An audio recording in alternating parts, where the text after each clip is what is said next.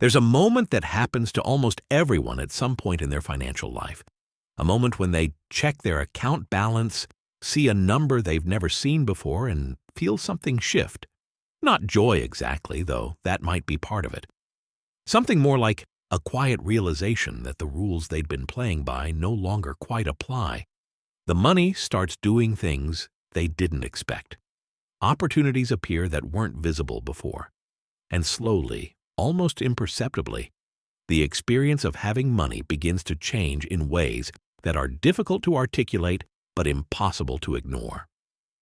Most people assume that the difference between having $1,000 saved and having $100,000 saved is simply a matter of scale, that you're playing the same game, just with more chips on the table. But that assumption turns out to be one of the most consequential misunderstandings in personal finance, because $1,000 and $100,000 don't just represent different quantities of money. They represent fundamentally different financial instruments with different behavioral properties, different psychological effects, and different relationships to time, risk, and opportunity. Understanding why requires looking not just at the numbers themselves, but at the hidden architecture that surrounds them. Let's start with what $1,000 actually is in practical terms. At that level, savings functions primarily as a buffer, a thin layer of protection between your current financial state and a crisis. A car repair, a medical bill, an unexpected job disruption, any of these can eliminate a $1,000 balance entirely and leave you back at zero. This is not a flaw in the individual's planning. It's a structural reality of what that amount of money can and cannot do. The behavioral consequence of this reality is profound. When your savings can be zeroed out by a single event, your relationship with money becomes fundamentally defensive.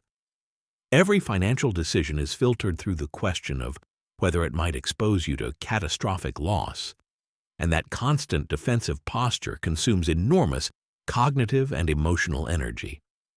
Research in behavioral economics has documented this effect extensively. The psychological burden of financial scarcity doesn't merely cause stress. It actively impairs decision-making, narrows attention, and reduces the mental bandwidth available for long-term thinking. This is part of why the experience of having $1,000 saved feels so fragile, even when, technically, having any savings at all puts you ahead of a significant portion of the population.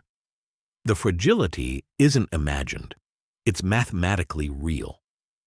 A single standard deviation event, anything slightly outside the expected, and the buffer is gone.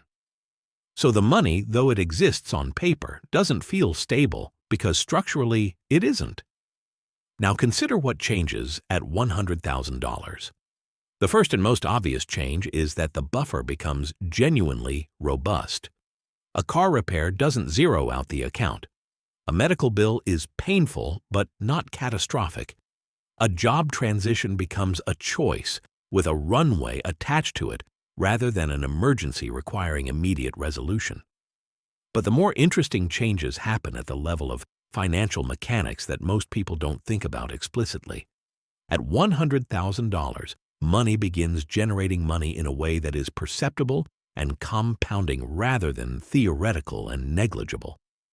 At current high-yield savings rates, $1,000 might generate somewhere between $40 and $50 per year, an amount so small it registers as almost irrelevant to daily financial life.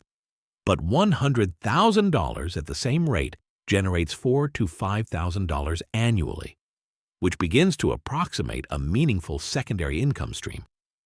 The math hasn't changed, the rate is the same, but the absolute output has crossed a threshold where it starts to actually matter in practical terms.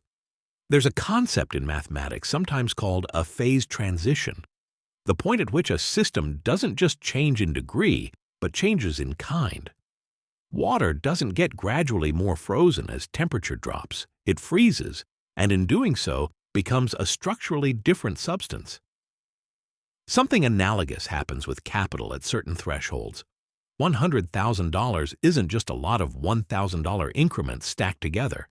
It's a qualitatively different financial instrument, one that behaves according to different rules and opens access to different systems entirely. One of those systems is leverage.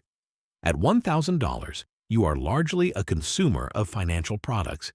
You take what's offered at the terms that are offered with little negotiating power. At $100,000, you begin to have access to the other side of certain transactions. Real estate down payments become feasible, which means the possibility of letting someone else's rent payments build your equity. Investment minimums that were previously inaccessible become available.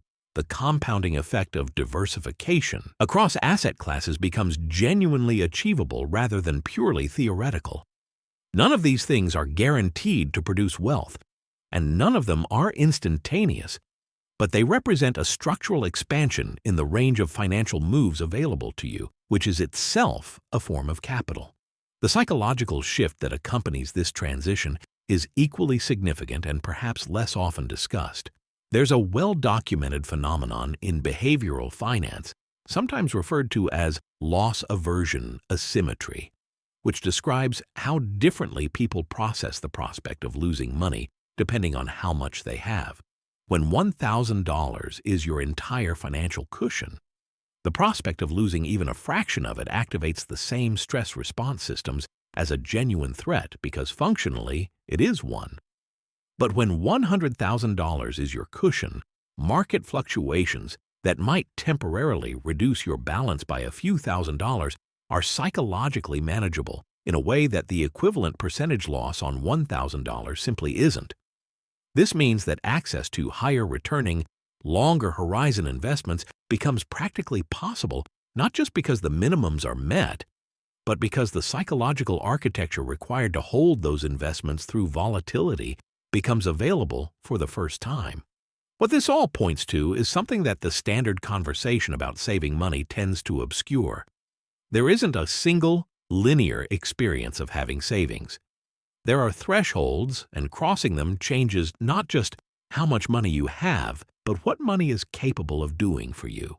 The rules at $1,000 are genuinely different from the rules at $100,000, and navigating financial life without understanding that difference means playing by the wrong rule book for whatever level you're currently at.